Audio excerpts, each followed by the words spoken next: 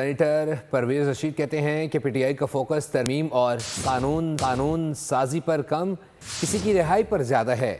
انتقام کے بجائے نظام میں بہتری لانے کی ضرورت ہے، ذاتی اناد میں جمہوری اداروں کو متاثر نہ کیا جائے۔ انہوں نے کہا کہ فیصلہ غلط ہو تو اصلاح کی جاتی ہے، ادارے ختم نہیں کیے جاتے۔ اپوزیشن پر بیٹھے اراکین جن کی تقاریر میں نے کل بھی سنی تھی، اور کل کی بھی ساری تقاریر جو تھیں وہ ایک گرفتاری سے شروع ہوتی تھیں اور ایک رہائی پر آ کر ختم ہو جاتی تھیں۔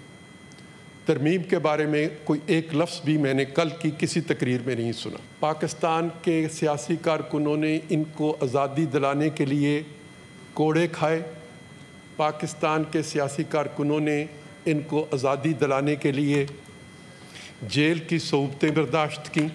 میں یہ نہیں کہتا کہ اب ہمیں انتقام کے ذریعے، چونکہ ان کے دیے فیصلوں کا ہم نشانہ بنے ہیں، تو ہمیں اب ان سے انتقام لینا ہے۔ سبسکرائب کریں اور بیل دبائیں تاکہ کوئی خبر رہ نہ جائے۔